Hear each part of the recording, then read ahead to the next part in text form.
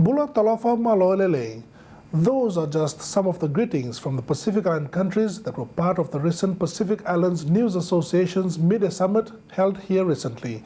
The gathering at Pacific Harbour's Lagoon Resort saw media practitioners from right across the Pacific here to discuss issues facing the media, challenges that need to be overcome and new opportunities moving forward. Over the next half an hour, Close Up will hear from some of those media practitioners. In the lead-up to the Pacific Islands News Association Media Summit, a series of pre-summit workshops was organized. The idea was to get our regional journalists up to date with some of the key and pressing issues of the day. These issues ranged from the role of the media in development, elections, climate change, anti-corruption, non-communicable diseases, and even sports. We caught up with Fiji-born and now Australia-based veteran journalist Graham Davis, who was part of a panel discussion on public trust in the media. A Gallup poll in the United States says that 55% of Americans don't trust their journalists. Even in very respectable news organisations like the BBC, there's been a fall in public confidence in these organisations. A survey in Britain shows that confidence in BBC journalists has fallen from 80% in 2003 to 60% now. So right across the world, people are losing confidence. Of concern is that only a handful of countries like Samoa, the Cook Islands, Niue and New Caledonia hold the view that the media was still trusted and revered.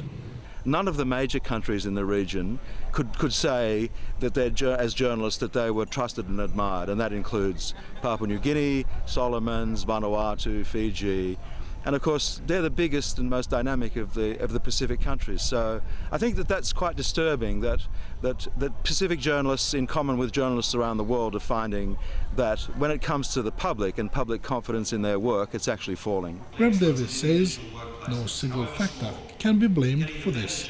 A lot of this has got to do with people just being distrustful of what they're reading in their newspapers and listening to on television and on radio. And it's to do with accuracy, it's to do with objectivity, it's to do with the notion on the part of a lot of people that what they're seeing on television is what journalists construct rather than the reality, the truth.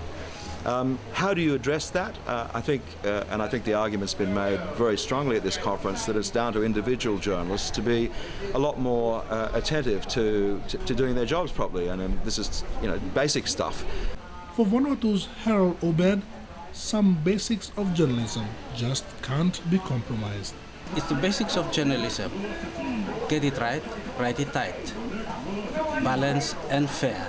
Davis says there is no substitute to age-old habits like reading, researching and respecting the hard facts. The reason that I've had access to the Prime Minister, I think, is because I am Fiji-born.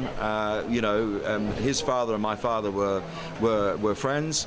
I don't think it's any surprise that somebody with local knowledge, gets the opportunity, probably more than other international journalists, to interview the Prime Minister. But from Vanuatu's own experience, good writers are not always the same as good journalists. We sometimes have very good writers, but those very good writers tend to lack the professional side of journalism.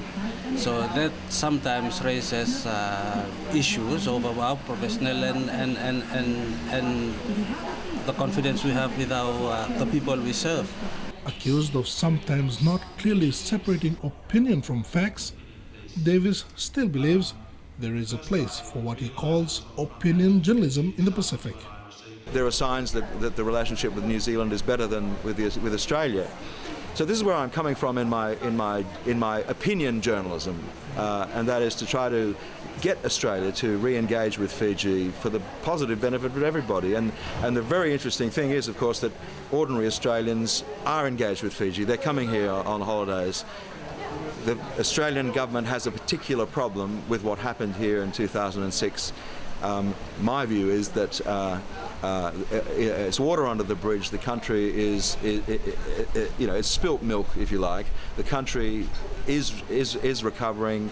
There's some very positive signs in the economy. and that Australia and New Zealand need to be back in there as traditional friends of Fiji rather than leaving it to China, Russia and these other people, this parade of people who we've seen through Fiji in recent months. Fijisan's Leone Dhambenatambua says, even in journalism, agreeing to disagree on issues of common interest is acceptable. This is a time for us to get together, iron out all differences as specific journalists, and then work together for a common cause and the development of journalists in the region. This regional gathering also debated the question, should the public believe social media? Or as some here put it, should the public really believe what they are being told by the media? Professor David Robbie, the former head of the USP's Journalism School and now head of the Auckland University of Technology's Journalism School, believes it would be a serious mistake to ignore social media. It's integral in most media organisations, certainly in countries like New Zealand and elsewhere. Increasingly it's a big challenge for the journalism schools in providing the opportunities for students. So most of our students would actually use social media such as Facebook for their day-to-day communication all the time. We encourage them to make their TV programs, for example, they're put on our YouTube channels, and Twitter is used as a news gathering device, and basically all the students are taught rigours of cross-checking information, but making really solid use of social media as just another tool as a journalist.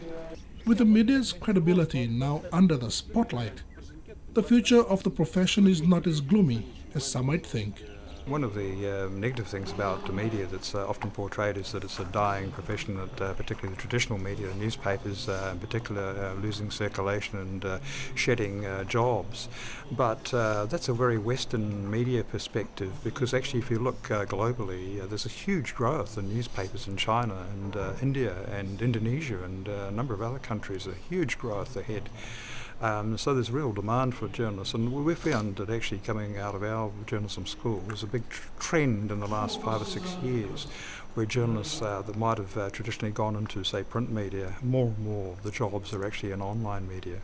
This PINA Media Summit was also a unique opportunity to revisit some of the critical issues we in the media in the Pacific might have been guilty of ignoring. And in a region where the prevalence of NCDs is a staggering 80%, the signs don't look too encouraging.